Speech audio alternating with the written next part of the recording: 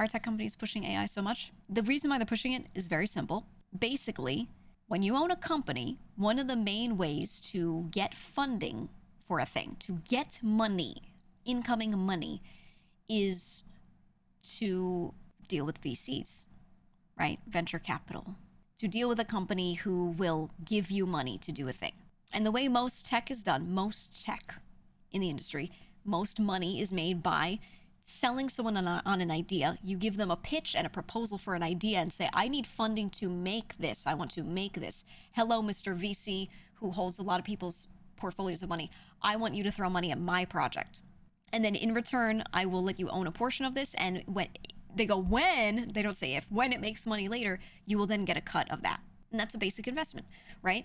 And that's not almost all, but most tech is funded like that. People don't just shell out money for needed tech just cause. They always bring in someone else's money. It's always venture capital. It's always investments. Okay? So because of this, you need to sell people on your idea. And when you go in front of someone who does not understand tech and you're like, we use the finest AI, something that they don't know enough about yet, we use the finest, only the finest processes. We have all these experts, they list out when they're pitch deck, they list out people that they have that have been, this guy understands so much about AI. He's been working in this for XYZ companies for this many years. He's so stacked, you know? They just use it to convince people to give them money. That's it. And then that trickles down a lot into, then when they're hiring devs at the low level to make their products, they're like, we need you to know about AI. We need you to do it because they promised the people that gave them money that, you know, that they have experts for it. So then they need people who can demonstrate that understanding of it. And it's genuine. It's genuine. They don't need to have their product make money in the end. That's what they hope for. But even if you make something and it's shit and you didn't use much AI to make it anyway, they need to be able to point at the people that they hired and go, I tried in good faith to do what I promised you, investor, that I would do with AI, because look at my guys and their resumes that they showed me. They all know about AI. Look, that way they can't get sued depending on what kind of agreement they have with people. When they then have a thing made and it doesn't actually like use AI that well or something like that, they can be like, but I hired all these people and they put in their best effort. You can't sue me. I tried. Anyway, thanks for the money. My employees have been paid. Shame it didn't work out. Sorry, I have no profit to give you. Oops. And then they bankrupt the company and they go to their next project and do it again. Ta-da. That's the cycle. So yeah, exactly as you said. Do your bare minimum due diligence, then jump ship to a new project, the Silicon Valley way. That is literally what it is. That's literally what it is. So like I said, it trickles down to so many companies hiring you and being like, I really want you to know about AI, because they need to be able to prove in court, if should it come to that they tried in good faith really hard to get experts for this thing, to put together a dream team that could create this product that they promised like had AI in it or something. And you know, there you go. And AI is just the current thing. Machine learning was the one a little bit before this. They're kind of packaged together typically. There are always tech things before that and before that and before that that were always used as marketing pushes. AI is just the current one. Yeah, blockchain. Ooh, yeah, it was cloud infrastructure was before. Exactly. So there's always a new thing, and AI is just the current one. Is this a ball-friendly chat? Yes, we're talking about venture capital. Yeah. Blockchain life. Yeah, there's so much stuff like that. And that's just the way things work. And a lot of people are like, that sounds like a scam, KEKW. Business has worked this way since the dawn of time, actually. Well, not the dawn of time. Business has worked this way for like 100 years. This is nothing new. You just don't know how egregious it is unless you take a lot of interest and start reading about it and, you know, doing that.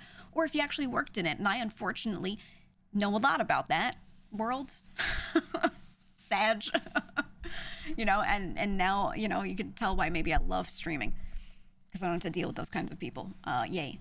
Obviously, you can get paid really well if you do those kinds of things, but I am good on that. I'm okay. I love streaming. I love talking about this stuff. I find it interesting. I love not interfacing with those people day to day. I love it.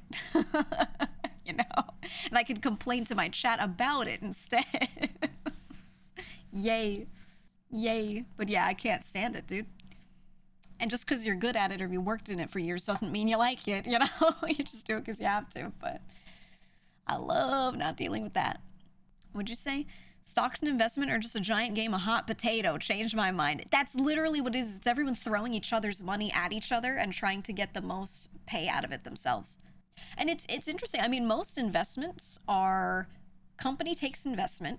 Companies tend to not be profitable in their first like 5 years. If you're profitable after 5 years, you're doing great. Sometimes it's not even after 10. So they take an investment that pays for all their workers. It pays their salaries and any expenses beyond that they have for their first however many years. And they get their people paid, which means they themselves, like the C-level people or whoever took this investment, get paid. So I am paying for my house because I am the CEO of this company and I got my salary. I am an expense of my company. My company takes the investment in, right? Now, how do we make the company profitable? You build the thing or you do the thing for your investor that you promised them you're going to do with their money.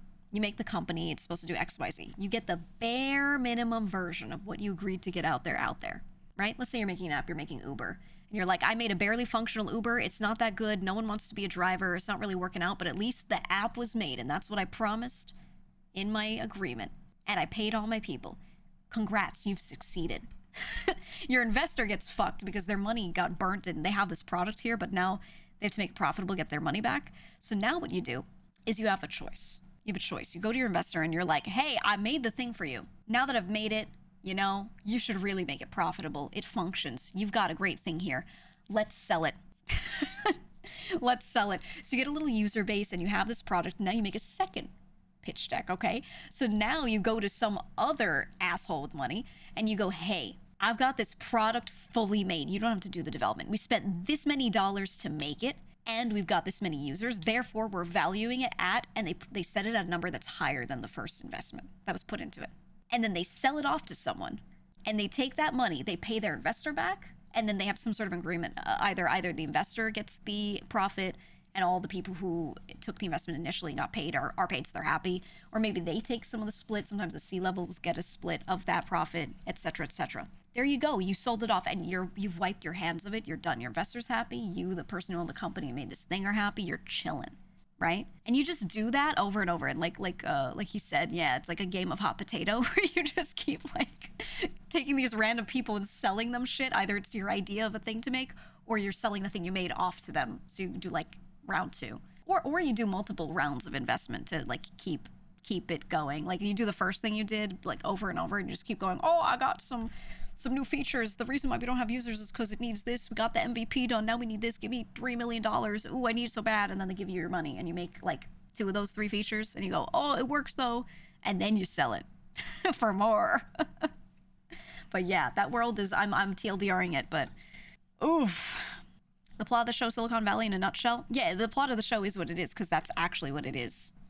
Like that's how that all works, straight up. And yeah, pass the parcel. Hope you're not the one holding the box when the music stops. Yeah, and when the music stops is kind of an example of like when you see a company get sold off for less than what another company bought it for. So like, let's say I'm Yahoo and I bought Tumblr, okay, and I bought Tumblr and it was kind of getting shitty, so I bought it at sort of a lower price. It wasn't the best deal. Maybe I have confidence I could buy it for this lower price and I can grow it a bit more. The people who sold it for less, the people that gave it up to Yahoo, are probably like, fuck, because, you know, if it had been successful, they would have profited. Some of those people might get fucked, you know, but as long as you can sell it and recoup some cost, you know, so you don't get sued, you're chilling. And if you have to, you just bankrupt a company. And you keep the company the one that's in trouble, not you, the individual. So, you know, you just hope, man. You just hope. And then the investment world just kind of like cycles like that over and over, and people just trade around each other's money. And that's it. That's it. A lot of people seem to have like this impression that when you have an investor, you actually have to make them happy. But depending on how, okay, this completely depends on your agreement with them, but there are a lot of agreements that people have where they just have to do what it said, right? Like you just make the product they asked for. And if it's not profitable, it's not even well made. So long as it functions and hits, it can technically do the bullet points that are listed out in that contract. You can be like, I did it though. So even if I burnt all of your invested money on all of my staff and gave you a product that you can do nothing with, I did what the paper said and I'm good. And you can wipe your hands of it. It's crazy how much that happens. It's crazy, man. Yeah, sometimes the best feature is finished. That's literally how that all works. Sounds like what's happening to some games today. Yeah. Yeah. I mean, a studio is contracted out to make a game for a company that owns the IP that they want the game made for, you know? And they create the game. And they list out the things that the game was supposed to do. And yeah, they're like, this is what my contract said, so I did it. The game could be shit. Look at the Gollum game. Perfect example. They contract out a studio to do this. They just make it, and it just barely functions, and it is capable of being sold on the Steam store. Therefore, they've met the minimum requirements. And then all the people play it, and they're like, what the fuck is this? You know, it's terrible. But depending on the agreement, they might not be able to go and sue, because, you know, if the agreement said, yeah, it just has to function, then it just has to function, right? Like, oof. But that kind of stuff happens a lot. Today I'm an idea guy. Today I'm doing nothing. I am the idea.